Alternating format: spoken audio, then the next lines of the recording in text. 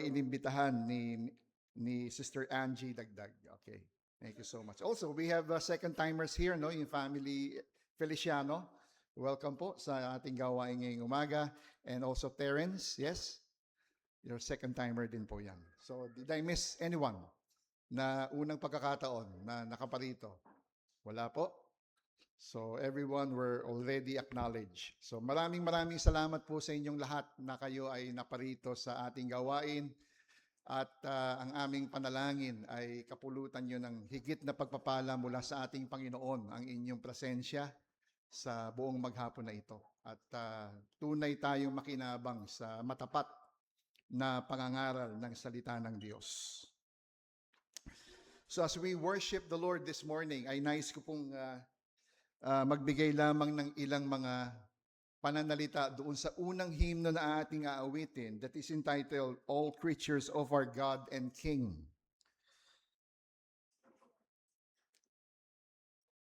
Ito mong hymnong ito ay, o ang awit na ito ay panawagan sa lahat ng mga nilikha ng Diyos. The creation that God had made. At sinasabi po dito, that we are commanded to praise Him. Tayo ay dapat magpuri sa ating Panginoon. Mapapansin po ninyo doon sa unang stansang iyan na sinabi that all creatures of God, including the sun, the moon, should praise Him. Sabi po doon. While we usually use the word creature, ang ibig sabihin po niyan ay a living being. It literally means that which is created. So regardless whether ito ay nature, kung ito man ay tao, bahagi po tayo of the created order na ginawa ng ating Panginoon. And indeed, all things were created by God should exhibit, magpakita ng ating pagpupuri sa ating Diyos. Bilang mga mananampalataya, we should also join our voices. Meron po tayong bibig, meron po tayong hininga. Pwede po tayong magpuri sa ating Panginoon. We give them the utmost praises with our voices in giving God the fruit of our lips and offering the sacrifice of praise unto the Lord. Sinasabi din dito mga kapatid that we should also recognize the very existence ng ating Diyos na siyang naglikha sa ating lahat. He commands worship for all created creatures ng ating Panginoon. And even in stanza 2 na sinasabi, though rushing wind that art so strong, ye clouds that sail in heaven along. Oh, praise Him, hallelujah. Though rising morn, in praise rejoice, he lights of evening find a voice. Oh, praise Him, oh, praise Him. So even such inanimate objects, even as the sea, the rivers, and even the hills, testify ng ating manlilikha. So the rising of the moon, the rising of the sun, na kung kasanay kanina, na nagising tayo at nakita natin ang pagsikat ng araw, it declares the glory of our God. And even also the lights of the evening, kapag tayo ay hihimlay na sa ating pagtulog, when we gaze the sky at nakikita natin ang liwanag ng bituin o ng buwan, it bears witness to the creation of God. So sinasabi po dito na ang lahat ng bagay, no, na nakikita ng ating mga mata ay pagpapakita ng deklarasyon ng Diyos na siya ay nag-i-exist at siya ay kinakailangan sambahin ng lahat ng kanyang mga nilikha.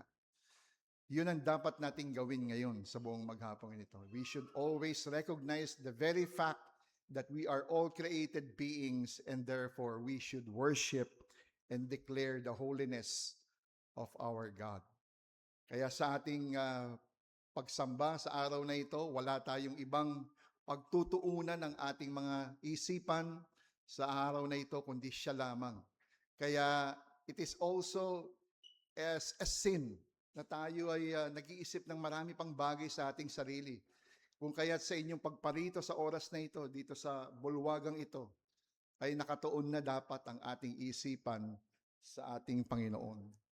Kaya as we worship the Lord this morning, let us focus our attention, our eyes, our hearts our whole being in worshiping and praising our God. Let us all stand as we sing All Creatures of Our God and King.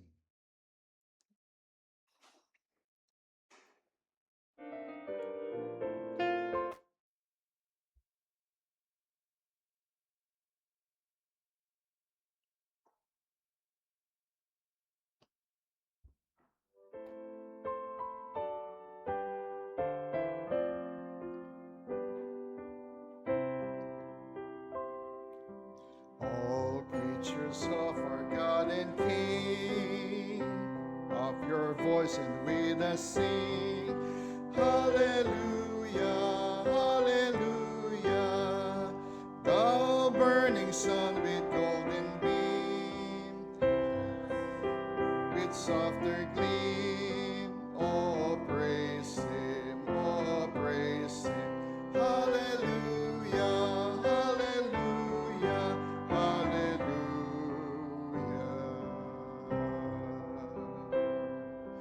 Thou rushing wind, thou art so strong, he clouds that sail in heaven long. Oh, praise him, hallelujah.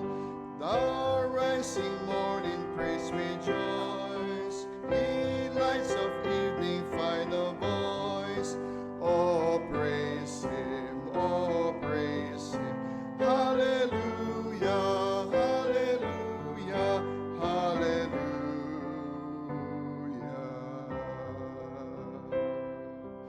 And all ye men of tender heart, forgiving others, take your part.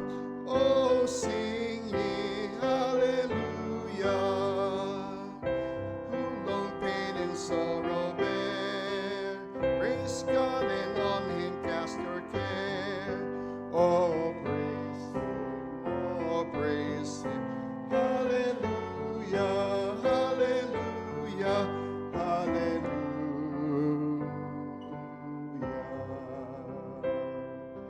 And all ye men of tender heart, forgiving others, take your part. Oh, sing ye hallelujah. For ye who long pain and sorrow bear, praise God and on him cast your care. Oh, praise him, oh, praise him. Hallelujah, hallelujah, hallelujah.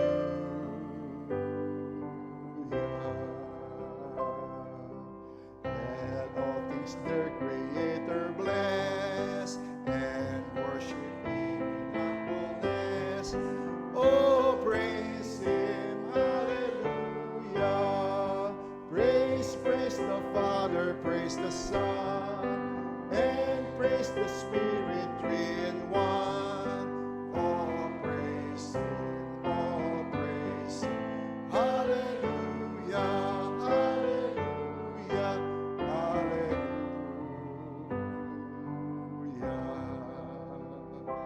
Let us all be seated.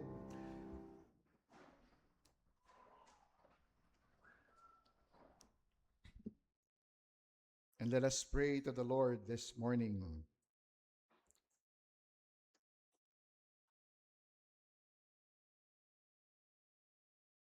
O aming banal at dakilang Diyos, tunay na ang awit na ito declares your glory, declares your majesty. And who are we as such creatures na hindi kailanman mayroong maipagmamalaki sa iyo that you are God that is so great and majestic. We are your creatures and you command and demand worship for all of us. And singing this hymn always reminds us of who you are in our lives. Tunay, Panginoon, na ito ay pagpapakita ng iyong kapangyarihan sa buhay ng bawat isa sapagkat taglay namin ang hininga na ikaw ang siyang naghinga sa amin. Binigyan mo kami ng buhay. Hindi mo kami kinitilan ng buhay. Ngunit ipinagpatuloy mo, O Diyos, ang buhay nito sa amin upang iutos mo na gawin namin ang isang bagay sa araw na ito, kundi sambahin ka, papurihan ka, awitan ka, aming Diyos. Kaya nagpapasalamat kami, Panginoon, sa oportunidad or this opportunity that we can come before your throne of grace through your beloved Son, Jesus Christ. We ask that you would be with us. Kayo po sana, Panginoon, ang siyang malugod sa aming pagsamba sa araw na ito. Gaya ng pag-aalay, Panginoon, ng alay sa iyo na ito'y aabot sa iyo bilang isang mabangong samyo. At masisiyahan ka, Panginoon, sa pagsamba ng inyong mga tao, lalo pat ng mga mananampalataya. Let this occasion be a testimony of those who are first-timers or even second-timers in our midst, that they will see that God is in your midst. Dalangin namin, Panginoon, na ikaw ang patuloy na maitaas sa aming kalagitnaan, sa aming isip, sa aming puso, sa aming damdamin, aming Diyos. Habang aming ginugunita ang buong maghapon, naway kalugdan mo ang lahat ng mga bagay na magaganap at mangyayari sa aming kalagitnaan. Even as we have the hearing of your word, we ask that you would open our hearts and our minds and understand your word through the power and the unction of God, the Holy Spirit, that you will give to your servant as he stand at this pulpit and share and declare the gospel of our Lord Jesus Christ. We ask for your presence with us. Be with us, Panginoon. Samahan mo kami. Tulungan mo kami, aming Panginoon, na sumamba sa iyo sa tunay sa katotohanan, sa spirito at katotohanan. And only then that our worship would be truly acceptable in your sight. We thank you, Heavenly Father, for this opportunity. We also acknowledge that we are but dust and ashes in your sight, that we are sinners, and we renounce our sin. We ask that the blood of our Lord Jesus Christ cleanse us from all our iniquities, our unrighteousness. And as we come before you, justified and holy in your sight. All of this you have done because of your grace alone. We thank you so much, Heavenly Father. At dalangin namin, Panginoon, na sa pagpapatuloy ng aming pagsamba sa buong maghapong ito, masiyahan ka, aming Diyos. Pagkalooban mo ng kaligayahan na nagmumula sa iyong kaligtasan ang puso ng bawat mananampalataya at ng aming mga bisita sa aming kalagitnaan. Nawa aming Diyos sa aming mga awitan, samahan mo kami. Mangusap nawa, O Diyos, ang mga pangungusap ng mga awitin na aming aawitin sa iyo. Maging sa aming fellowship mamaya, be with us. Samahan mo kami, O aming Panginoon, upang sa gayon ang aming pagsasama-sama sa aming pananghalian ay tunay na maging maligaya sa iyong harapan. Maging maligaya ang aming puso. At salamat din, O Diyos, sapagkat kami pagkakataon na makalapit sa inyo later on in our prayer meeting. Be with us as we pray. Ilagay sa aming puso, aming Diyos, ang mga bagay na siyang dapat naming ipanalangin, mga pasasalamat, pagpupuri sa iyo, at mga kahilingan na aming hihilingin sa inyo. Samahan mo kami. All of this we ask truly, O God, be with us. For all of this we ask in the name of our Lord and Savior, Jesus Christ, we pray. Amen. Another appropriate hymn na ating aawitin sa ating Panginoon sa umagang ito as we continually declare His glory, His majesty, His exaltation, is a hymn found in hymn number 216, entitled, Crown Him with Many Crowns. Let us sing this hymn.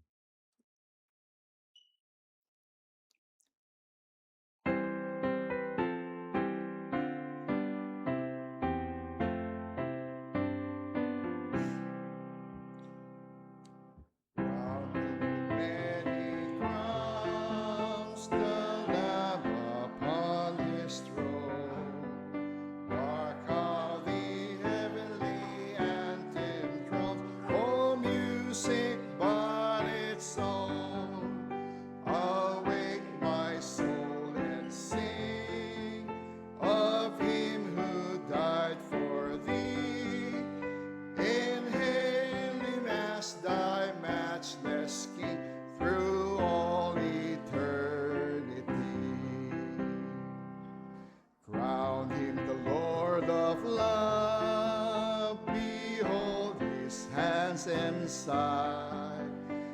its wounds yet visible above, in beauty glorified. No angel in the sky can fully bear that sight, but downward bends his burning eye at his turning so bright. Crown him the Lord of peace, whose power a scepter sways. From pole to pole that war's maze, absorbing prayer and praise. His reign shall know no end, and round his pierced feet fair flowers of paradise extend their fragrance ever sweet. Crown him the Lord of years, the potentate of time, creator of the rolling spheres, ineffably sublime. Hail, hail, Redeemer, hail, for thou hast died for me. Thy praise shall never, never fail throughout eternity.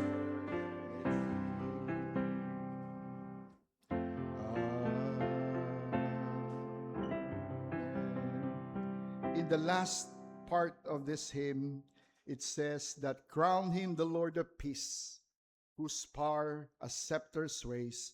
From pole to pole that wars may cease, absorbed in prayer and praise.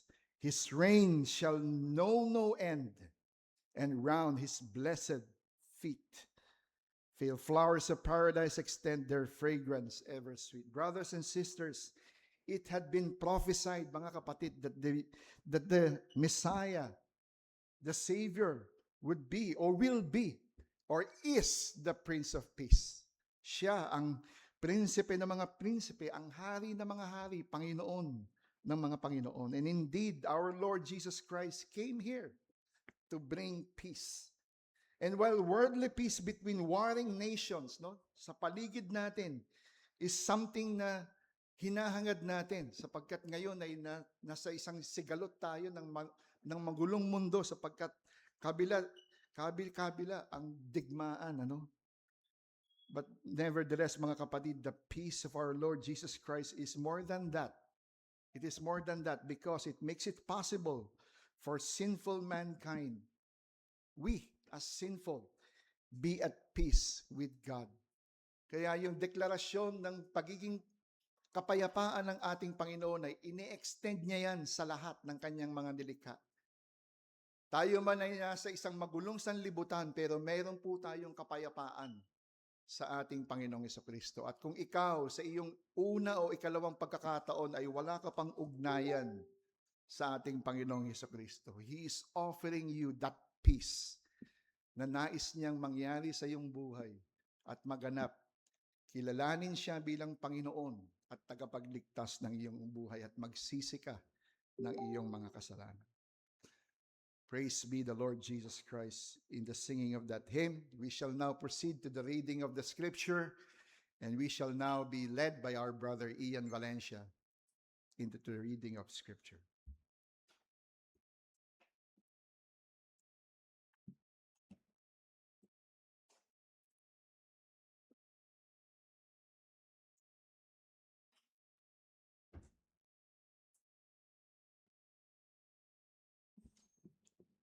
Naanyahan ko po ang lahat na tumayo para sa paggalang pagbasa ng salita ng Diyos. Buksan po natin ang mga ating Biblia, sariling lahi, sa Mateo 26, verse 30 to 46.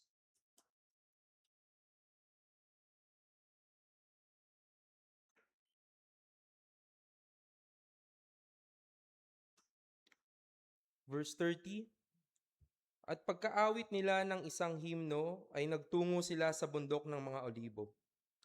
Pagkatapos ay sinabi ni Jesus sa kanila, Kayong lahat ay tatalikod dahil sa akin sa gabing ito. Sapagkat nasusulat, sasaktan ko ang pastol at ang mga tupa ng kawan ay magkakawatak-watak. Subalit matapos na ako'y maibangon, na ay mauuna ako sa inyo sa Galilea. Ngunit sumagot si Pedro at sinabi sa kanya, kung ang lahat man ay tumalikod dahil sa iyo, ako kailan may hindi tatalikod. Sinabi ni Jesus sa kanya, katotohanang sinasabi ko sa iyo, sa gabing ito, bago tumilaok ang manok ay pagkakaila mo ako ng 3 ulit. Sinabi sa kanya ni Pedro, kahit kinakailangan ako'y mamatay na kasama mo ay hindi kita ipagkakaila. Gayon din ang sinabi ng lahat ng mga alagad. Pagkatapos ay pumunta sa Jesus na kasama sila sa isang pook na tinatawag na Getsemani. At sinabi sa kanyang mga alagad, maupo kayo rito, samantalang ako'y pupunta sa dakong roon at mananalangin. Sinama niya si Pedro at ang 2 anak ni Zebedeo, at nagpasimula siyang malungkot at mabagabag. At sinabi niya sa kanila, lubhang nalulungkot ang aking kaluluwa na halos ay ikamatay. Mananatili kayo rito at makipagpuyat sa akin. Paglakad pa niya ng malayo-layo, siya ay nagpatira pa at nanalangin na nagsasabi, Ama ko, kung maaaring lumagpas sana sa akin ang kopang ito, gayon may hindi ang ayon sa ibig ko, kundi ang ayon sa ibig mo. At lumapit siya sa mga alagad at sila'y kanyang naratnang natutulog at sinabi niya kay Pedro, sa makatuwid, hindi ninyo kaya makipagpuyat sa akin ng 1 oras? Kayo'y maging handa at manalangin upang hindi kayo madaig ng tukso. Ang espiritu ay tunay na nagnanais, subalit ang laman ay mahina. Muli, sa ikalawang pagkakataon, umalis siya at nananalangin na nagsasabi, Ama ko, kung hindi maaaring lumampas ito, malibang inumin ko ito ang iyong kalooban ang siyang mangyari. At muli siyang lumapit at naratnan nilang natutulog sapagkat antok na sila. Kaya't sila'y muli niyang iniwan at umalis at nanalangin sa ikatlong pagkakataon na sinasabi ang gayon ding mga salita. Pagkatapos ay lumapit siya sa mga alagad at sinabi sa kanila, natutulog pa rin ba kayo at nagpapahinga? Masdan ninyo, malapit na ang oras at ang anak ng tao ay pinagkakanulo sa mga kamay ng mga makasalanan. Verse 46, bumangon kayo, lumakad tayo, masdan ninyo, malapit na ang nagkakanulo sa akin. Maaari na po tayo umupo. At hayaan niyo po ako na magbigay ng maikling explanation at sariling refleksyon sa ating nabasa. Ito yung pagkakataon na after ng Last Supper niya with the apostles. And ito yung the night before the crucifixion of the Lord Jesus Christ. Makikita natin doon sa verse 31 to 35 na ang Panginoon Jesus ay hindi niya kinondem si Pedro at ang mga apostol kahit alam na niya na sila'y tatalikod sa kanya sapagkat ito'y naisusulat. Makikita natin sa pamimilit ni Pedro sa Panginoon na hindi niya ito ipagkakaila pero mas nakikita natin yung pride na meron siya dahil iniisip niya what made his capability but not God's word infallibility. Kung ikukumpara natin si Pedro sa ating mga mananampalataya, despite of Jesus' miracles, evidence of being God, despite of experiencing the righteousness of the God, saan tayo sa lugar niya? Kung ikukumpara mo sa naranasan ni Pedro sa pagsama sa Panginoong Hesus, what are the chances that we will fail God? Pero makikita rin natin sa susunod na verse yung pagkabagabang ni Jesucristo sa 38 and 39 at ulitin ko po ito. At sinabi niya sa kanila, lubhang nalulungkot ang aking kaluluwa na halos ay ikamatay. Manatili kayo rito at makipagpuyat sa akin. Paglakad pa niya ng malayo-layo, siya'y nagpatira pa at nanalangin na nagsasabi, Ama ko, kung maaari, lumampas sana sa akin ang kopang ito. Gayon may hindi ayon sa ibig ko, kundi ang ayon sa ibig mo. Ina-explain dito yung sa may kopa na tinutukoy ng Panginoong Hesus ay yung wrath of God. Hindi siya natatakot dun sa death na mangyayari sa kanyang buhay.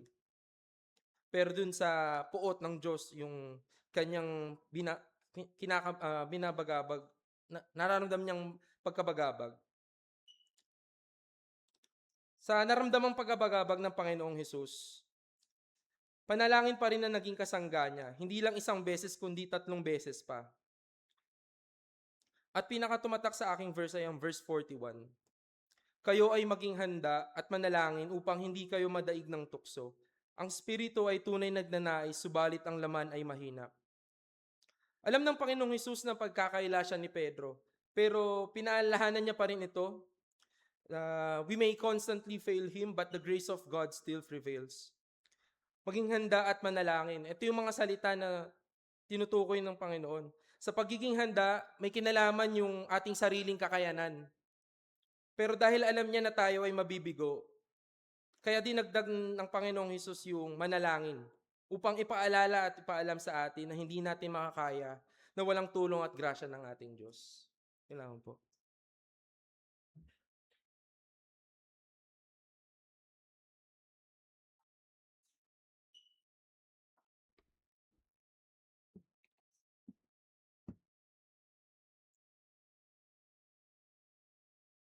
Let us prepare our tithes and offerings. And we shall now proceed sa ating pagbibigay.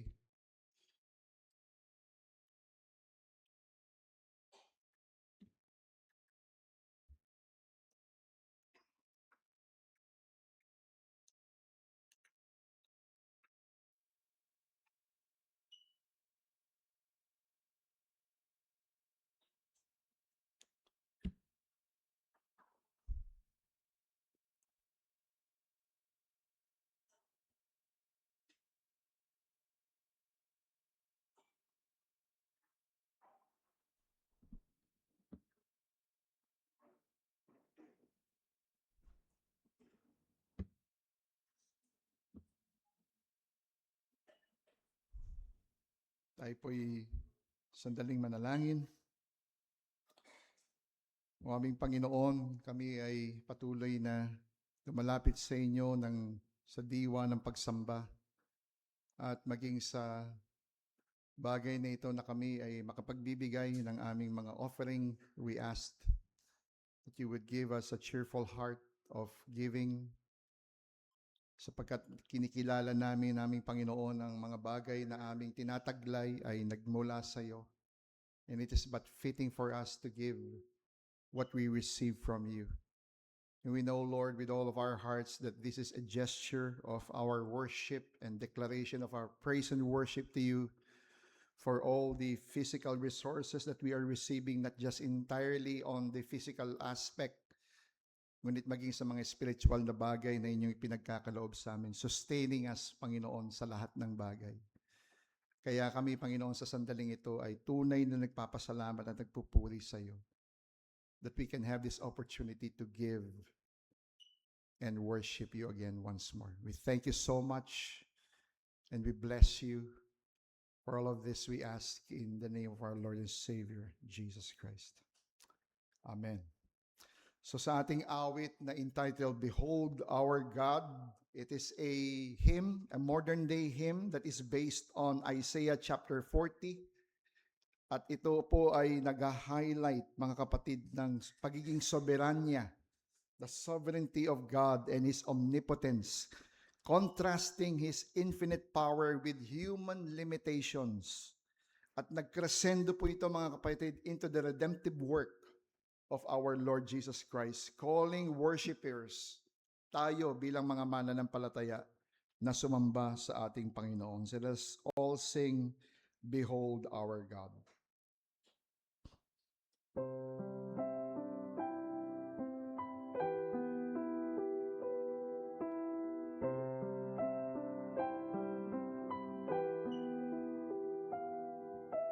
Who has held the oceans in his hands?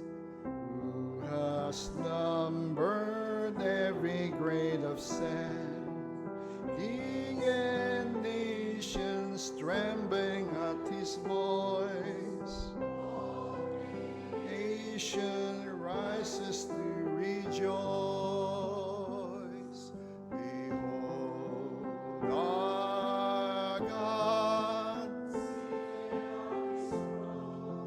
Come, let us adore.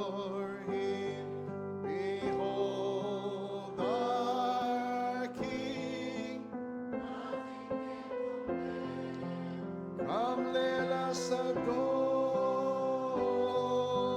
Him.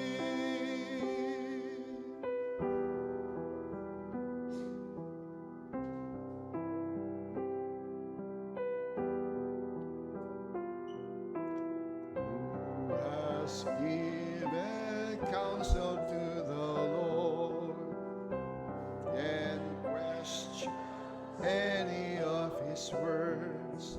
Who can teach the one who knows all things? Who can fathom all His wondrous deeds? Behold our God. Come, let us adore Him. Behold our King. Come, let us adore Him.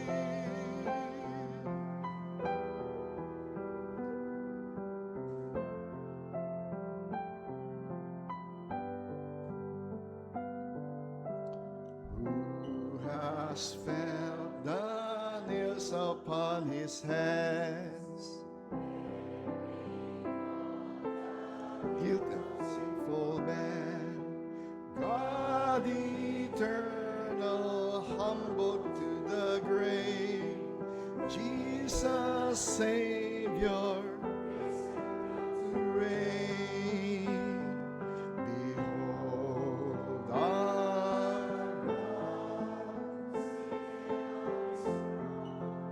Come, let us adore Him. Behold our King. Come, let us adore Him. Yung huling bagay o huling bahagi ng awit na inawit natin, that sinabi ko kanina, that it was shifted. So the hymn shifts from creation to the cross, sa krus ng ating Panginoong Hesukristo. And it identifies our Lord Jesus Christ as the eternal God who humbled Himself to bear the guilt of humanity. Kaya yung isang pinaka-importanting bagay na naganap sa buong sangkatauhan ng ating Panginoong Jesus ay bumaba, no? Nanaog siya dito sa lupa. Yung kanyang pagiging Diyos ay iniwan niya.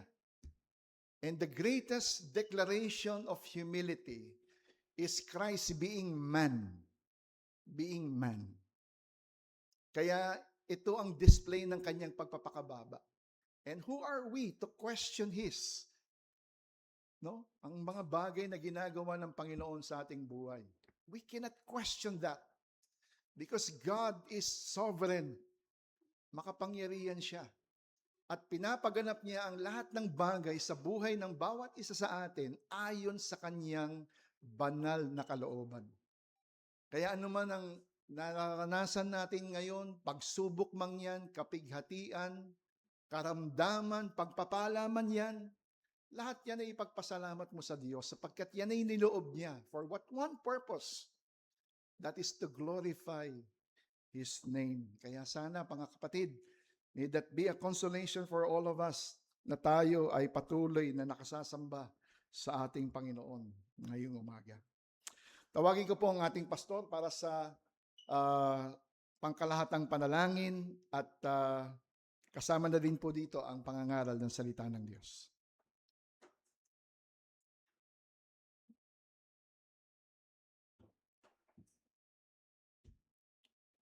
Salamat, Deacon Ray, sa pangunguna sa pananambahan. Bago po tayo dumako sa panalangin, ay ating pong basahin muna ang ating scripture text this morning. Kindly turn your Bibles in Psalms 8, verse 1 to 9, and also Hebrews chapter 2, verse 4 to 6. English, nasa English Standard Version. O Lord our God, how majestic is your name in all the earth. You have set your glory above the heavens. Out of the mouth of the babies and infants, you have established strength because of your foes, to still the enemy and the avengers. When I look at at your heavens and the work of your fingers, the moon and the stars which you have set in place, what is man that you are mindful of him, and the Son of Man that you cared for him?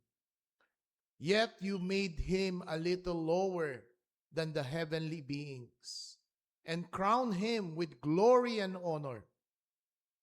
You have given him dominion over the works of your hands. You have put all things under his feet, all oxen, all sheep and oxen, and also the beasts of the field, the birds of the heaven, the fish of the sea, whatever passes along the path of the seas. O Lord our God, how majestic is your name in all the earth. To the New Testament, Hebrews chapter 2, verses 4 to 6. Verse 6 to 8, sorry. Hebrews chapter 2, verse 6 to 8. It has been testified somewhere, what is man that you are mindful of him, and the Son of Man that you cared for him.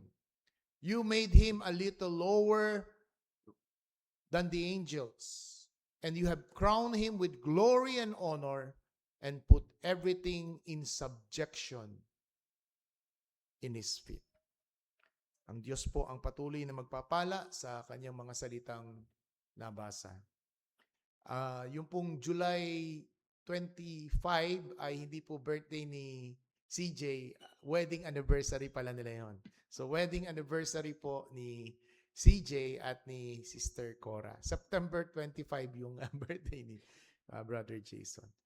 Wala rin po ngayon ang iba nating mga kapatid dahil si Deacon Danny ay nangangaral kasalukuyan sa ECC Tandang Sora, ang iglesyang ating tinutulungan sa pulpit supply. Every third and fifth Sunday of the month ay humihingi po sila ng tagapangaral sa atin, at ang ating dalawang diakono ay halinhinang nagpupunta roon tuwing third Sunday, at sa ikalimang Sunday naman pag meron, kaming dalawa ni Brother JM ang maghahalinhinang pupunta. So ito po ay opportunity sa atin na tumulong sa gawain ng reformasyon at pangangaral sa kakapatirang iglesia. Tayo po'y dumako sa mga panalangin. Lumalapit kami, Panginoong Diyos, at nagigilalas kami sa mga himnong aming inawit, sa mga mensahe na aming sinambit, na itinataas ka, tunay na napakatayog mo, O Diyos, at karapat dapat kang papurihan, O Diyos, ng aming mga labi, ng aming mga puso. Kung amin pong ikukumpara ang iyong kalagayan at sa aming kaliitan, ay napakalayo ng agwat nito, O Diyos. Nawa sa amin pong pag-aaral ng iyong salita, sa tugatog ng aming pananambahang ito, ay magningning ka, O Diyos. Maparangalang ka namin sa aming pagsambang ito, at makita namin ang aming tamang lugar, O Diyos, sa mundong ito. Ganon din, Panginoong Diyos, ay tinataas namin ang mga kapatid namin na sa mga oras na ito ay nagmiministeryo sa kapatirang iglesia sa Tandang Sora.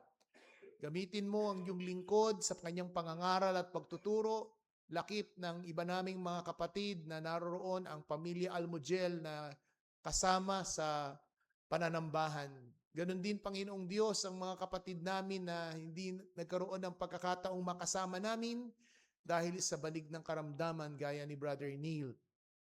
Tinataas din po namin sa iyo, O Diyos, ang iyong kalooban sa patuloy pong, O Diyos, na kalusugan ni Papa Roman.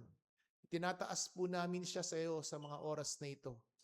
Ganon din, Panginoong Diyos, ang pamilya Reyes, ang kapatid ng aming kapatid na si Sister Lisa, na ikaw ang nagpasya na kinuha mo na ang kanyang buhay na hiram kahapon. At ngayon, O Diyos, ang pamilya, ang clan ng Reyes ay nagluluksa.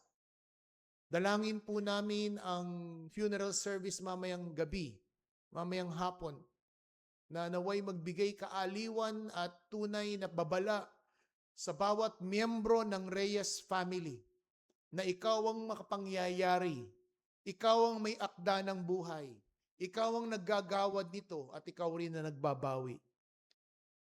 Tulungan mo nawa, O Diyos, na ang iyong lingkod, si Deacon Ray, sa kanyang paghahatid ng iyong mga salita upang hamunin sila na kanilang pag-isipan, hindi lamang ang mga bagay sa mundong ito, hindi lamang ang mga pisikal, material na bagay na nasisira at nabubulok, kung hindi, O Diyos, ang kalagayan ng aming kaluluwa. Tunay nga nawa, O Diyos, ang iyong mga salita ang humamon sa kanila na matapos naming lisanin ang sanlibutan, kami haharap sa isang matuwid at banal na Diyos upang ipagbigay sulit ang aming mga buhay dito sa lupa. Tinataas ka po namin, O Diyos, sa aming kalagitnaan. Batid mo ang pangangailangang ng bawat isang narito, magulang man, ama man, tahanan, ina ng tahanan, mga anak, O Diyos, ng miyembro ng aming pamilya. Ikaw ang nakakabatid ng aming pangangailangan.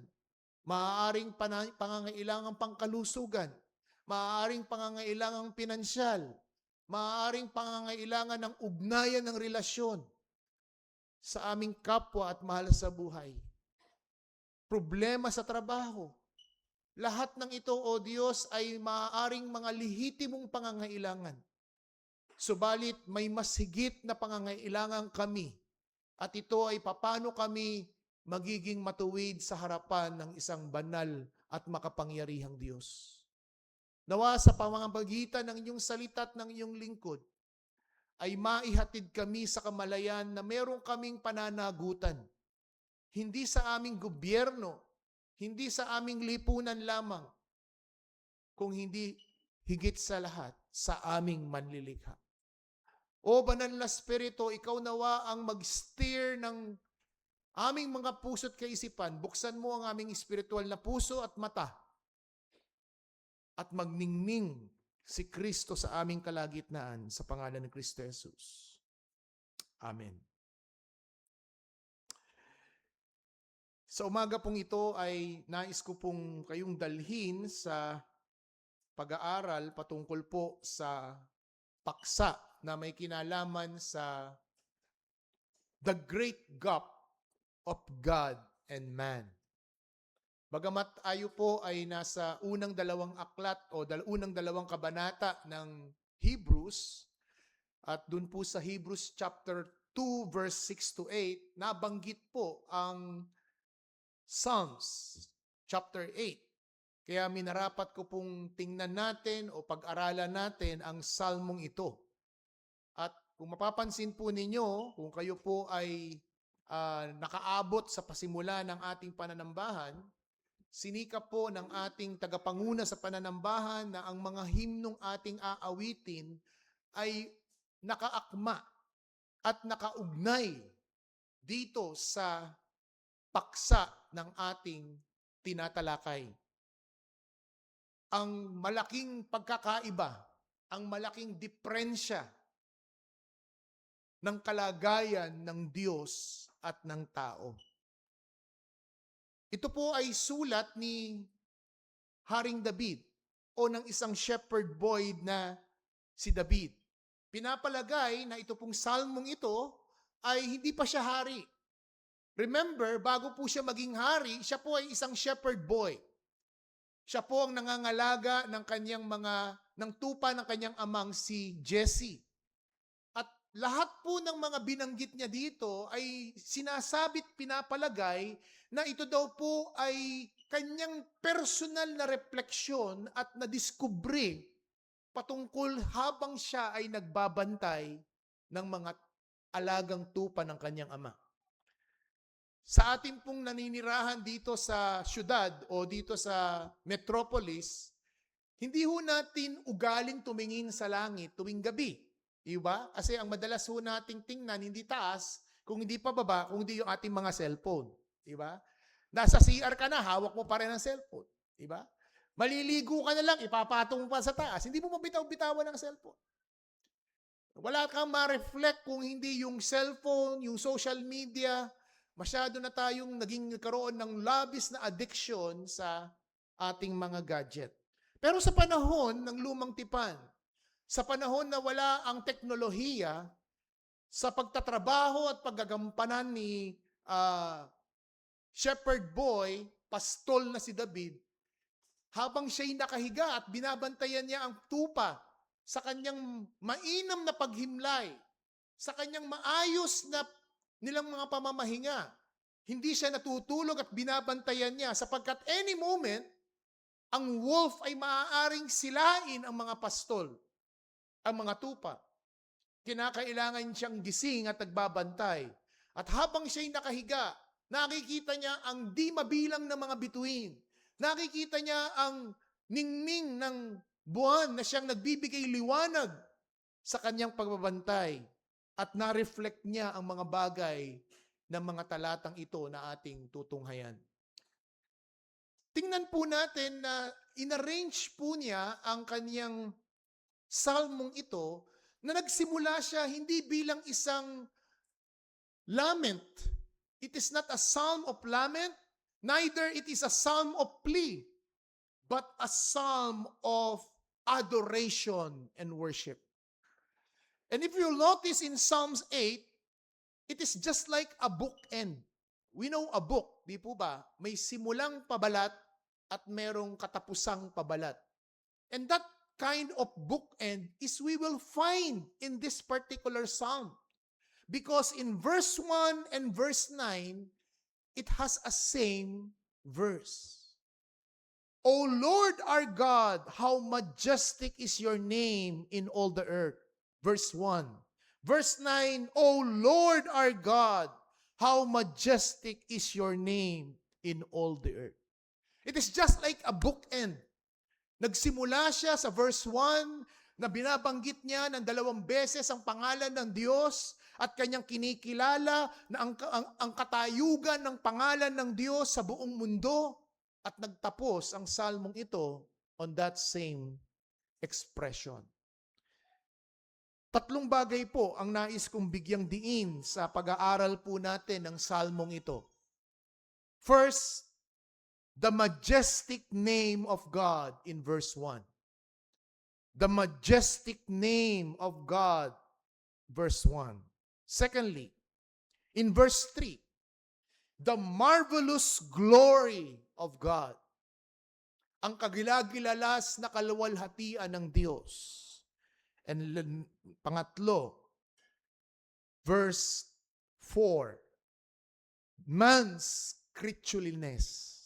Man's creatureliness, ang pagiging nilikha ng isang tao. Ito po ang 3 bagay na gusto ko pong i-highlight sa pag-aaral natin at sa pagtunghay natin dito sa Psalm 8 na binanggit o kinote ng may akda ng Hebrews sa chapter 2, verse 6 to 8.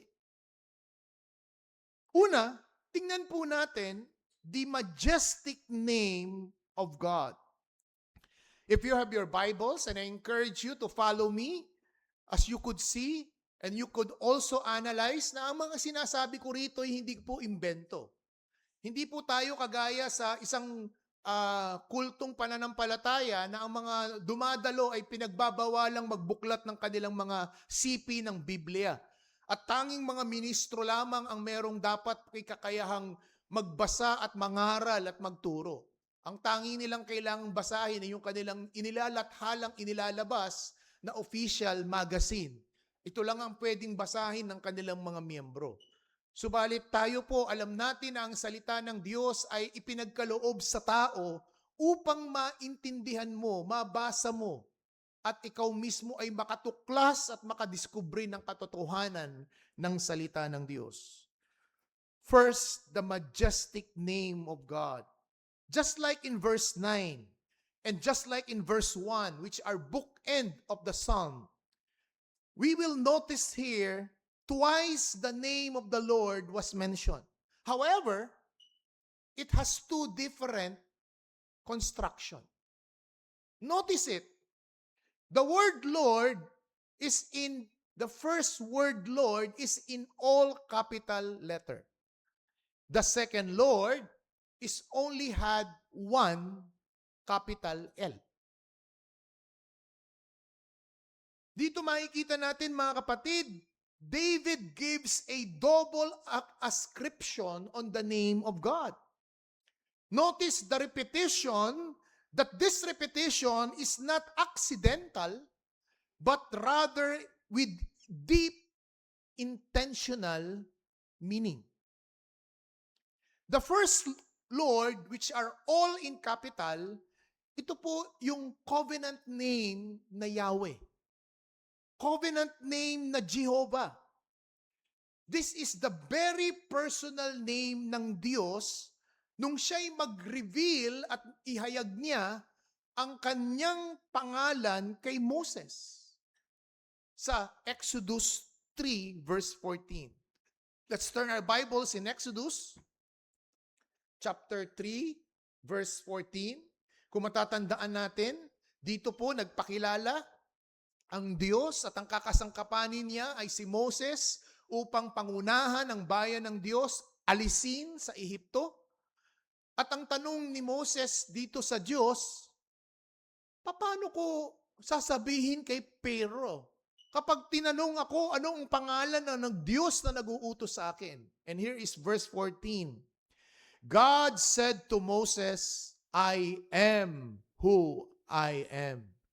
And he said, say this to the people of Israel, I am has sent me to you. The word I am who I am, that is the all capital letters, capital L, capital O, capital R, and capital D. It is the very personal name that was revealed to Moses. This name reminds us that He is the God who is all sovereign and self-existing. Meaning to say, the I am God is the God who was, the God who is, and the God will always be. Siya ang Diyos ng nakaraan, siya ang Diyos ng kasalukuyan, at ang siyang Diyos ng hinaharap. And that is the very meaning of the first Lord. Na again, hindi po ito aksidenteng binanggit ni David, kung hindi ito ay isang intensyon niyang pagbabanggit upang ipakilala ang covenant God na kanyang sinasamba. Ikalawa, the Lord, capital L. O Lord, O Lord. The second Lord is translated Adonai. The name Adonai means master, ruler, or Lord. This name denotes authority and lordship over all creation. So dito pa lamang sa pangalan ng Diyos, either Jehovah, Yahweh, or Adonai, the name of God represent already the very character, the very power, and the unmatched glory of God. Inawit natin kanina before our pastoral prayer, Behold our God. And it is, hango po ito sa Isaiah 40. And let us turn our Bible in Isaiah 40, particularly verse 26. Isaiah chapter 40 verse 26. Ano pong sinasabi dito? No, matapos po nating awitin yung himno, ito po yung mga talatang binabanggit doon sa mga naunang talata. Magmula po particularly sa verse 18 hanggang verse 23. Pinapakita po dyan yung katayugan ng Diyos na hawak niya ang mga hari, hawak niya ang mga bansa. Pagdating sa verse 26, look at the verse. Lift up your eyes on high and see who created this. He who brings out their hosts by number, calling them all by name. By the greatness of his might and because of his strong power, not one is missing. Dito makikita po natin na sa pangalan ng Diyos, inilalagay ang katayugan, ang kataasan ng Diyos.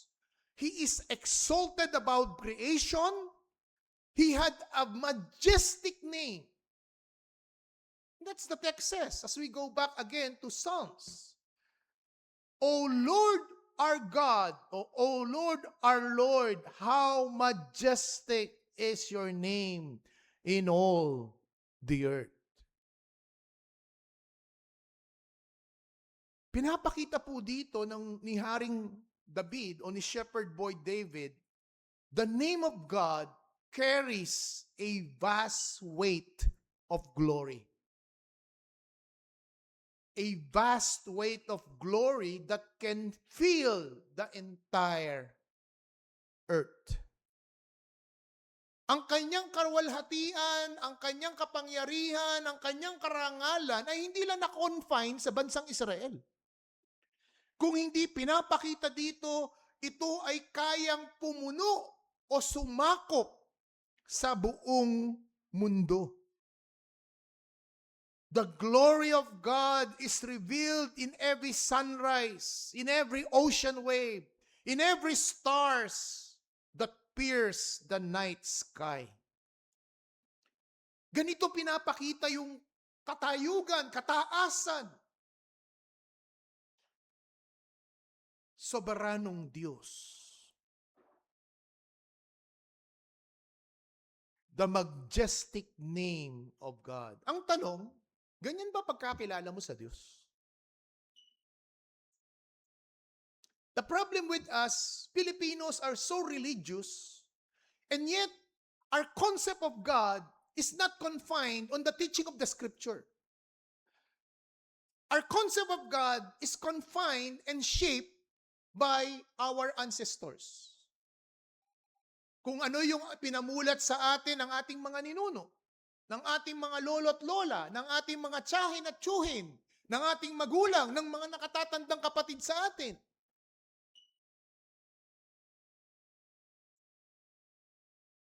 Ito ang bumabalot sa ating kaisipan at kaalaman kung ano ang Diyos at ano ang pagpalagay natin sa Diyos at ano ang pagkakaalam natin sa Diyos. Sinasabi natin na iba-iba ang paniniwala ng tao. Subalit ang hindi natin nalalaman, ang mga taong maaaring nagpasa sa atin ng konsepto ng Diyos ay hindi rin nila alam ang patungkol sa konsepto ng tunay na Diyos. That's why nauuwi ang tao sa false worship, sa false God. Is it because they don't know the very concept of the true living God? At yan ang ginagawa ngayon ni Shepherd Boy David, ng salmistang David. Pinapakita niya, dinedeclare niya, inihahayag niya ang kalagayan ng tunay at totoong Diyos ng may lalang ng langit at ng lupa. He is just saying, look at the general revelation. There is a supreme being. There is an almighty being that created all of these things. Secondly, not only we will see here the majestic name of God, but also in verse 3, we will find, secondly, the marvelous glory of God. Look at verse 3. When I look at your heavens, the work of your fingers, the moon, the stars, which you have set in place. Ito yung sinasabi ko na marahil si David ay nakahiga. Habang nagbabantay siya ng kanyang mga tupa. Hindi siya natutulog kagaya ng mga alagad ni Kristo na habang si Kristo ay nananalangin, dinatnan niya si Pedro at si Simon na natutulog. Hindi lang makaisang beses, hindi lang makadalawang beses, 3 beses nahuli ni Kristo. Si Shepherd Boy David, gising siya, naka-night shift siya, nagwo-work from home siya, night shift. Gising siya. At ang kanyang pampalipas oras ay mamangha sa dami ng bituin na di niya mabilang. Sa sinag ng buwan na kanyang nararanasan. Ang sabi niya, when I look at your heavens, there is a deliberate, merong kagustuhan na ginagawa niya ang bagay na ito, nagre-reflect siya. This is a anthropomorphic image na sinasabing God's work of His fingers. We all know that God is a spirit, but the author is conveying us to give us an idea. He is using human form para iparating sa atin ang mas malalim na kahulugan na nais niyang iparating. Hindi ang mundo ay nangyari sa isang Big Bang Theory kagaya ng pseudoscience na tinuturo ng ilang mga tao at ilang mga scientificong hindi naniniwala sa Diyos. Kundi dito natin makikita ang maingat na paghuhulma, maingat na pagsasagawa ng Diyos ni David. Look at the text again. Which, when I look at your heavens, the work of your fingers, which you have set in place. Mamamangha ka sa disenyo, sa order ng mga planeta. Kung paano ito umiikot sa kanyang original axis. Nadidiskubre na lang ng siyensya na kinakailangan ang mundo ay kailangan niyang umikot ng 365 days upang maganap ang isang taon. Bago pa madiskubre ng siyensya ito, ng mga scientifico, ang nagtakda nito ang Diyos na.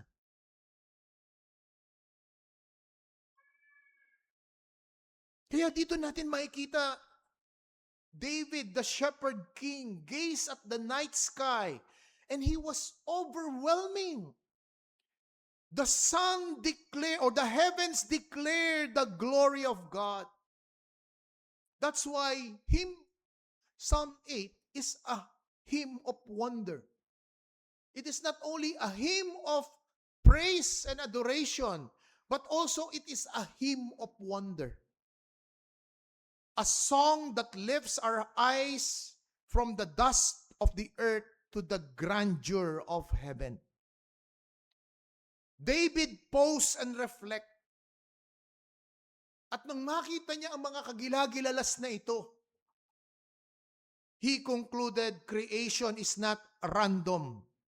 Creation is not self-existent. But creation is a deliberate craftsmanship of God's finger. Hindi tsamba. Hindi aksidente. kundi pinag-isipan, pinagplanuhan. Kaya nga, when you go back to Genesis 1, which is the account of the creation story, di ba, day 1, day 2, day 3, day 4, day 5, day 6, sa kanya ginawa ang animals at tao. Inuna muna niya yung pagkain ng mga animals. There is such order. Sabi ni David dito, the work of your fingers. Pinapalagay dito ng mga Bible commentators na piniisip niya na parang ang Diyos ay ang painter at ang buong sanlilikha ang canvas. Siya ang nagdisenyo, siya ang naglagay ng liwanag sa umaga at liwanag sa gabi. Siya ang naghati ng tubig sa taas at tubig sa baba. And that was precisely in Genesis 1. That's why in Genesis 1 it echoes, and God said, and after the creation, and it was so. Day 1, it was so beautiful. The creation is a result of a divine command and design by God. Binanggit po dito sa verse 3 yung moon and stars. This suggests that the moon and stars are witnesses. The moon governs the night. The stars sparkles as countless testimony of God's power.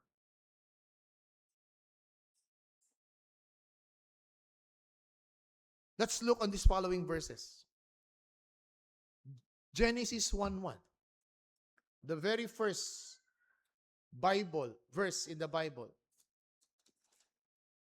In the beginning, God created the heavens and the earth. Verse 16 of same chapter. And God made two great nights, the greater night to rule the day, and the lesser light to rule the night. And we know it's sun and moon.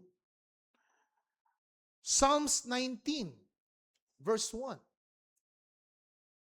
Psalms 19, verse 1. The heaven declares the glory of God. The sky above proclaims His handiwork.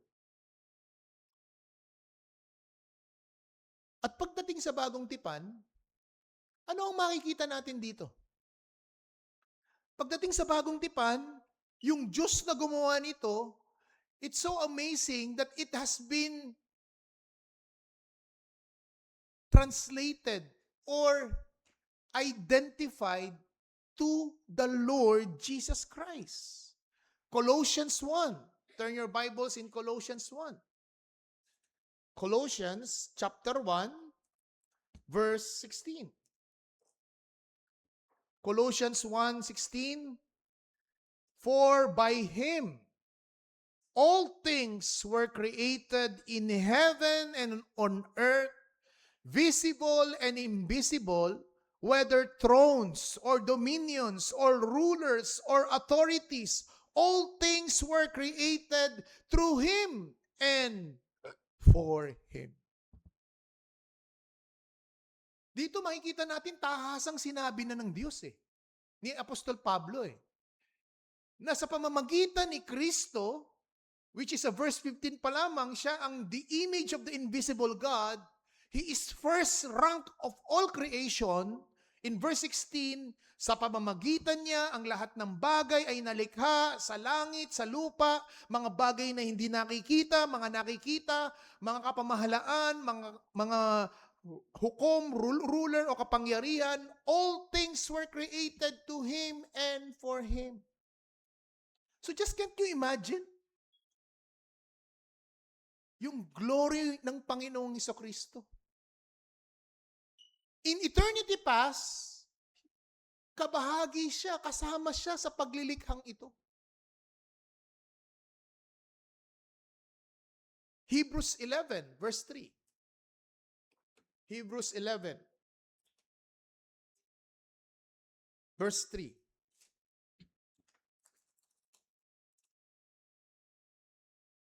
By faith, we understand that the universe was created by the Word of God, so that what is seen was not made out of things that are visible.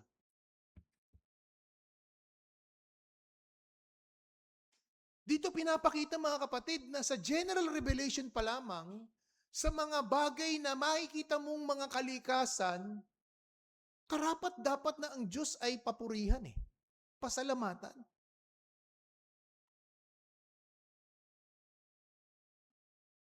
Yung paglilikha pa lang ng Diyos, na nakikinabang tayong mga tao, karapat dapat na siyang purihin at sambahin. Kasi magmula sa mga creation ng Diyos na ito, natutugunan ang pangangailangan ng tao. Sa pamamagitan ng creation ng Diyos, there are raw material available para pakinabangan ng tao. Ang ating mga damit na suot ngayon ay galing sa raw materials na kung iyong titingnan, manggagaling kaduluduluhan yan, kung duduktong-duktungin mo pabalik sa creation ng tao, sa creation ng Diyos. Ang ating pagkain, kinakain. Lahat ng ito ay galing sa paglilikha ng Diyos. Kaya pinapakita dito na kung meron kang dapat pasalamatan, hindi lang ang nanay at tatay mo na nagpo-provide sa iyong tahanan o sa iyong pamilya. Kasi miski ang tatay at nanay mo ay may utang na loob sa manlilikha. And because of this blessing, God is already worthy of praise, worthy of worship. Because He had the power, He had the wisdom, He had the goodness. General revelation leaves mankind without excuse. Romans chapter 1 verse 20. Turn your Bibles in Romans. In Romans chapter 1 verse 20.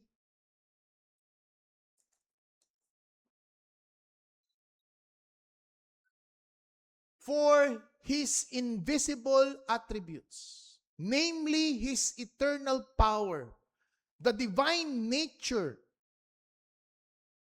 have been clearly perceived ever since the creation of the world in the things that have been made, so they are without excuse. Walang may dadahilan ng tao. Pero paano tumugon ng tao? Paano tumugon ang mga tao na walang pagkakilala sa Diyos? Verse 21. Although for they knew God, they did not honor Him as God or give thanks to Him. Bakit sa mga oras na ito, di hamak na mas marami ang bilang ng mga taong nasa loob ng kapilya ng simbahang kagaya nito kumpara sa mga mall na nakabukas na sa oras na ito?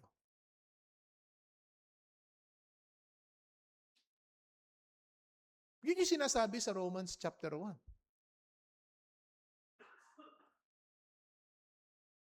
Verse 20 to 21. Alam nila. Pero hindi nila isinasagawa. In fact, hindi nga priority ang Diyos sa kanila. Nasasagi sa kanila ang Diyos kapag ka libre yung kanilang schedule. Pag walang ka-conflict. Pero ang totoo, inuutusan ka ng Diyos. na pasalamatan siya. Purihin siya. Sambahin siya. Acts 17 verse 27. Acts 17 verse 27.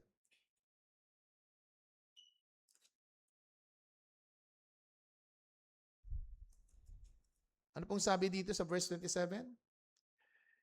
O simulan po natin sa verse 26. And he made from one man every nation and mankind to live in all the face of the earth, having determined allotted periods and the boundaries of their dwelling places, that they should seek God and perhaps feel their way toward Him and find Him. Yan ang dahilan kung bakit Pilipino ka. Yan ang dahilan kung bakit nakatira ka dito sa bansang ito o sa lungsod na ito, sa lugar na ito. Kung magpaplano kang magmamigrate ka o maglilipat ka, magiging Canadian citizen ka o New Zealander ka, Diyos pa rin ang magpapasya dyan. Kung magre-relocate ka, Diyos pa rin ang magpapasya dyan. That's the Texas. He is the one who determined our allotted periods and boundaries on the face of the earth in our dwelling places. Look at the text again. Kaya kung naghahangad kayo na ako, gusto kong bumuo ng pamilya, mag-migrate ako, I have no problem with that. As long as kalooban ba ng Panginoon yun? At kung kalooban ng Panginoon yun, mangyayari yun. However, dun sa lugar at mga lokasyon and boundaries na inilagay sa iyo ng Diyos, ang obligasyon mo is yung verse 27. Inilagay ka ng Diyos doon para ano? Verse 27, that they should seek God. Napakaraming tao, they live in their lifetime na walang takot sa Diyos, walang paggalang sa Diyos, walang respeto sa Diyos. Kung mamuhay sila, they are the captain of their ship and the master of their soul. Wala silang pakundangan. Probably because they have a negative, bad, unpleasant experience in the past. May kilala ako ganung tao eh. Lumapit sa akin, humihingi ng counsel, pero ramdam ko, alam ko na punong-puno ng hinagpis ang kanyang puso. Kasi yung kanyang kaisa-isang anak na nagkasakit ng malubha, inilapit niya sa Diyos, hiniling niya sa Diyos na gumaling, hindi pinahintulutan ng Diyos gumaling at namatay. Magmula noon, nagalit siya sa Diyos. May mga ganong tao. Ang hindi nila naiintindihan, mabuti pa rin ng Diyos. Kasi ang kinuha ng Diyos, yung anak niya lang.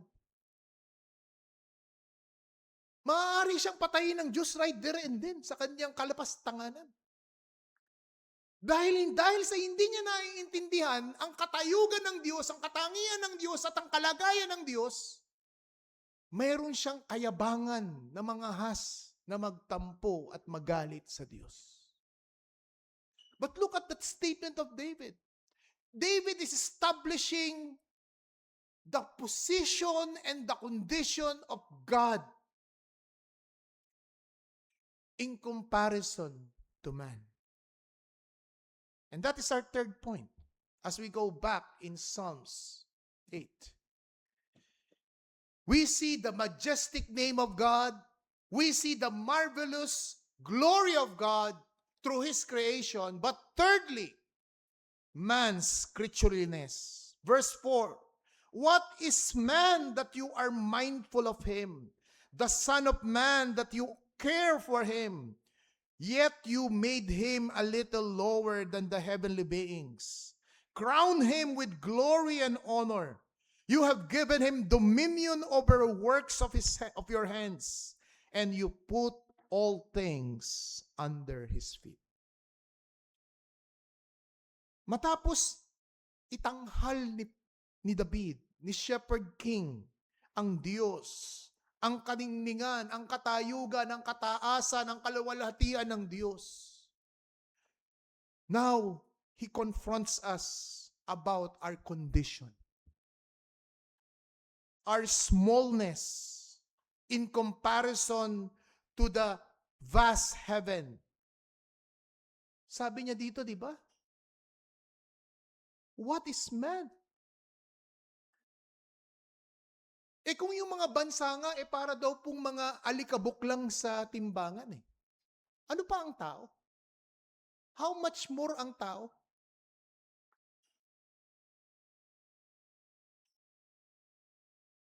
Na ang tao ay nilikha niya na mas mababa daw sa mga anghel. And yet, mas mapalad. We are created lower than the angels, and yet we are crowned with honor and glory. In what way? Genesis 1:26. Anong sinasabi sa Genesis 1:26? Let us make man in our own image and likeness. Bagamat ang heavenly beings and angels are supreme beings than man, hindi sila nilikha ng Diyos na taglay-taglay ang wangis, ang larawan ng Diyos. Wala rin sa mga dinosaurs, wala rin sa mga eagles, wala rin sa mga whales. In all creature in this world, tanging ang tao lamang ang pinili ng Diyos na ibahagi ang kanyang wangis at kanyang larawan. For what purpose? Para maka-fellowship siya. Para makalapit tayo. Para makilala natin siya. Pero anong ginagawa ng tao? Dahil sa kasalanan, binulag siya ng prinsipe ng mundong ito, pilit siyang inilalayo sa Diyos para makilala niya ang Diyos. Ganun ang ginagawa. Ano pa doon? Bukod doon sa image and likeness, God gave man responsibility and privileges. Look at the text again. Crowned him with glory and honor. Verse 6. You have given him dominion over the works of your hands and to put all things under his feet. Dito po pinapasok yung tinatawag nating creation ordinance. Yung work. Nagtatrabaho tayo at ang ating pinagtatrabahuhan ay ang ginawa ng Diyos. Ang kanyang mga nilikha. At ang tao ang namamahala roon. Nakalulungkot nga lang yung mga taong inilalagay at mga taong namamahala doon dahil sa kasalanan, kinokorap, dinadaya, kinakamkam, kinukuha. Man has given privilege and responsibility, dominion to rule over creation. And that's the essence of verse 7 and verse 8. All sheep, oxen, the beasts of the field, the birds in the air, or the birds in heavens, and the fish in the sea, all passes along the path of the sea. God gave dominion and ruler to rule over creation.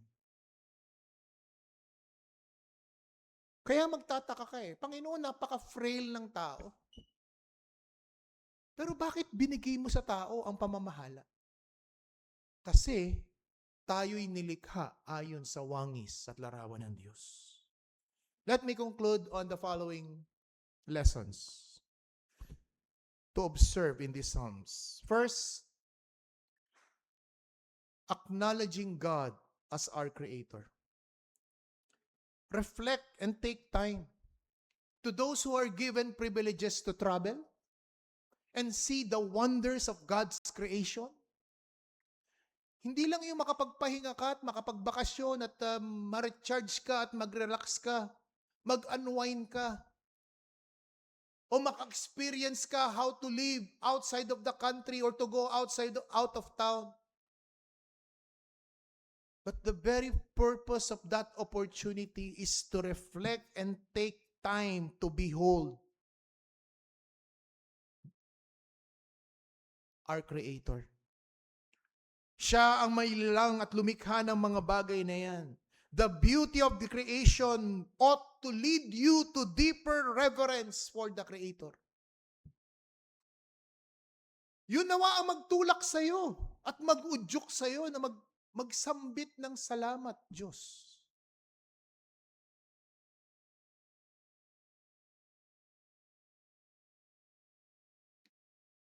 Worshiping God through His creation.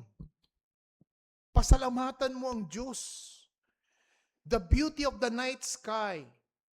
It's not a mere aesthetic, but it is a call to worship. Every star points to the glory of God. Therefore, recognize God's creation ordinance. Work, family, worship. Yan ang trabaho ng tao sa loob ng isang linggo. Sa 7 days, may activity ka sa pagtatrabaho, may aktibidades ka at oras sa pamilya, at yung araw ng pamamahinga ay oras at araw yan para sa pagpapasalamat at pagsamba sa Diyos. Nakadalasan, kinukuha at inaagaw pa ng tao para sa kanyang sarili. Secondly, humility before God. As you grace the creation, it should humble us. We are finite being under an infinite Creator. Napakatayog niya, napakaliit natin. May this cultivate a humbling effect as David contemplates the vastness of the heavens. Should humble us. Kaya nga ang tanong ni David, di ba? Bakit mo ko inalala? God, why you are mindful of me? And the last lesson, look at verse 4 again. What is man that you are mindful of him, and the Son of Man that you have cared for him? Verse 6, you have put all things under his feet. I would like to give emphasis on that particular phrase. You have put all things under his feet. This is a Christological echo. This is a Christological fulfillment. The phrase, you put all things under his feet, referring not only na ang tao'y binigyan ng kapamahalaan, but the Son of Man na sinasabi sa verse 3, o sa verse 4, at inilagay ang lahat ng bagay sa ilalim ng kanyang mga paa, it is a Christological fulfillment of the second person of Christ, second person of God, Christ Jesus, na iniwan niya ang kanyang kaluwalhatian, nagpakababa bilang isang alagad, bilang isang alipin, sumunod sa kagustuhan ng Ama, na mamatay, magbuwis ng buhay at ibigay ang kanyang buhay para sa katubusan ng kanyang mga hinirang. And that echoes Philippians chapter 2 verse 9 to 11. Turn your Bibles in Philippians chapter 2. Philippians chapter 2 verse 9 to 11. And the text says, therefore, God has highly exalted him, bestowed on him the name above every name, so that the name of Jesus every knee shall bow, in heaven, on earth, and under earth, and every tongue confess that Jesus Christ is Lord, to the glory of God the Father. Kaibigan, kung hindi ka magpapasakop sa paghahari ni Kristo, walang saysay ang appreciation mo ng kalikasan. Ang kalikasan na magtuturo sa iyo na merong Diyos, may manlilikha. Subalit, kailangan mong makilala sino ang manlilikhang yan.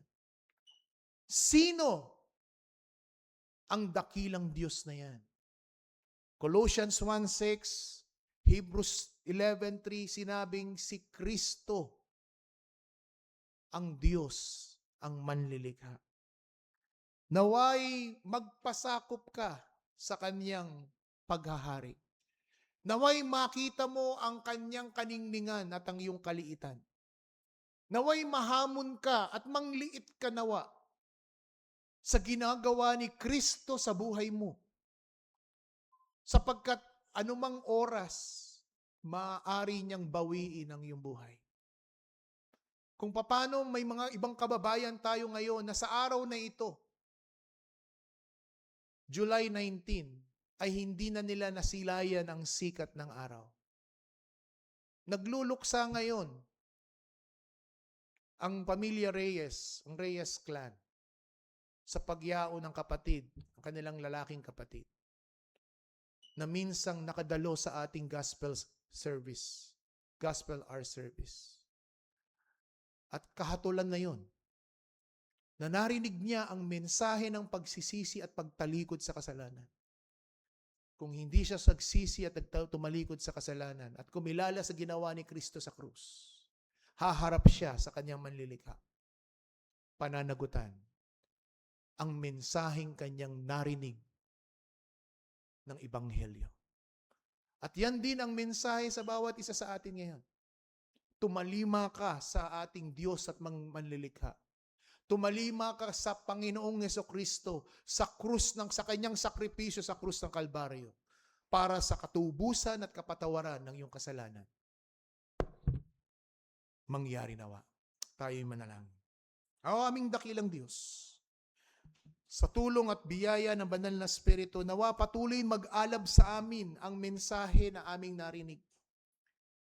Kung kinakailangan ay huwag kaming patahimikin ang aming mga budhi, ng aming mga konsensya, sapagkat ang nakasalalay dito ay buhay at kamatayan.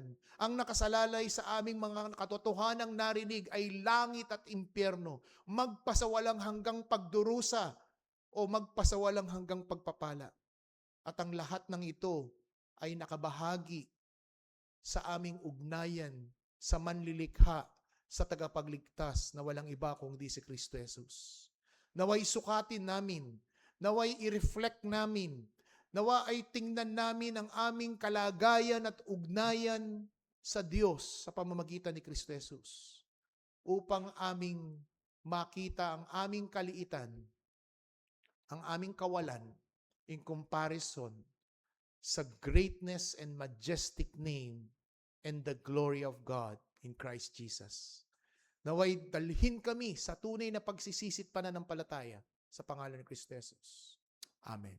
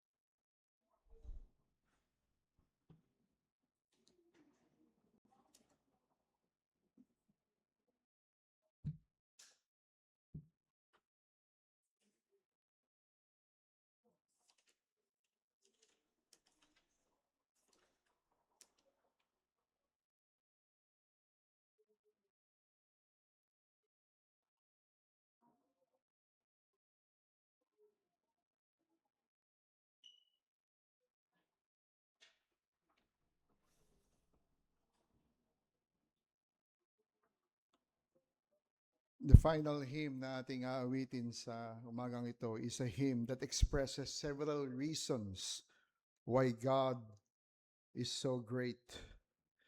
Stanzas number 1 tells us that God is great because of His omnipotent power in creation.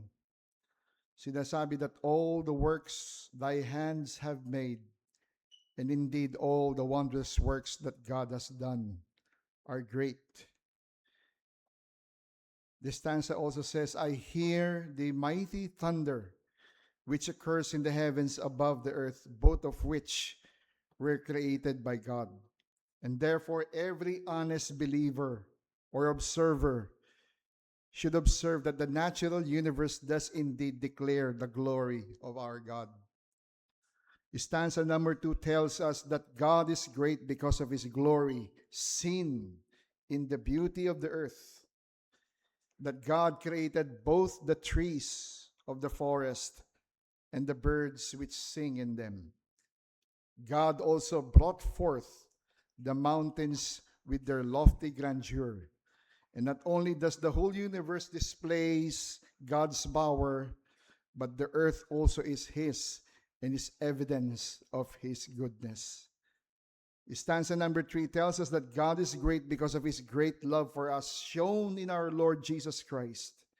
Because the same God who created the heavens and the earth loved each one of us enough to send His only begotten Son, our Lord Jesus Christ. So the purpose of Christ coming to earth was to die for us on the cross. And God's aim in sending Christ to die for us was to make it possible for us to have forgiveness of sins. So let us all stand as we sing, How Great Thou Art.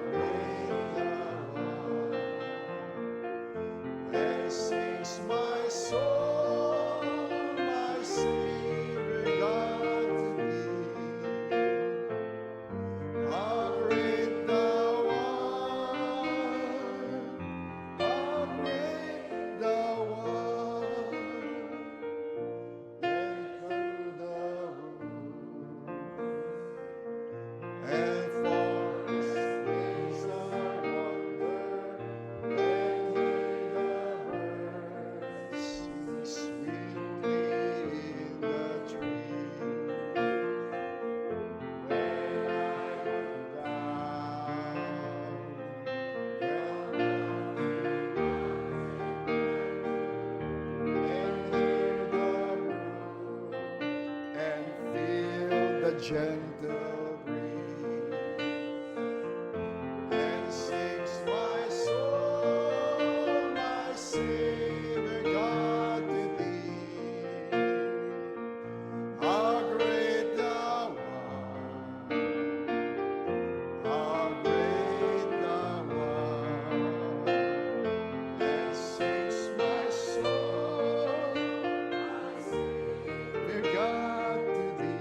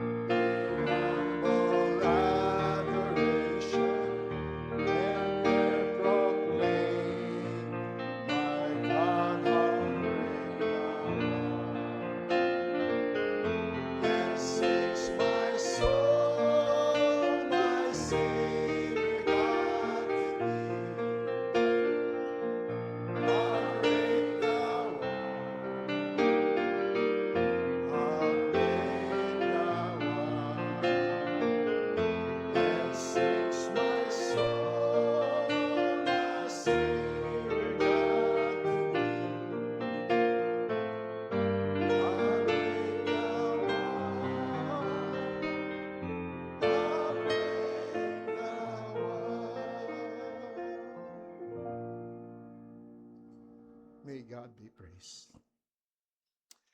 Let us remain standing as we sing our doxology. Amen.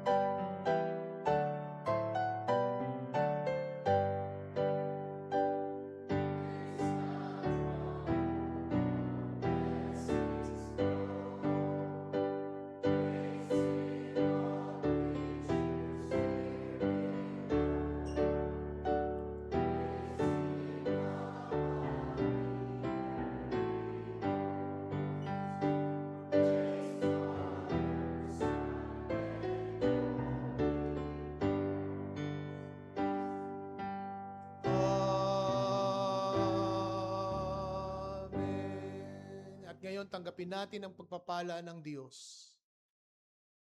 Ang mga bagay na ating tinatangkilik, mga bagay na ating naranasan, natamasa, lahat ng ito'y galing sa Diyos. At ang pag-ibig ni Kristo na kanyang pinatunayan, ng kanyang ibuwis ang kanyang buhay at ibigay ang kanyang buhay at ialay para sa katubusan at kapatawaran ng ating mga kasalanan. At sa banal na Espiritu na siyang nagpatibay sa atin, tumawag sa atin sa tunay na pagsisisit pananampalataya. At naway patuloy na tumawag ng pagsisisit pananampalataya sa mga kaluluwang nasa gusaling ito at nasa kanilang mga tahanang nanonood. Udyukan sila ng banal na Espiritu na dumako sa pagsisisi at pananampalataya, mamangha at magilalas sa ginawa ni Kristo sa krus ng Kalbaryo, ngayon at sa susunod nating pagkikita. Siya nawa. Tayo po'y maupo sandali.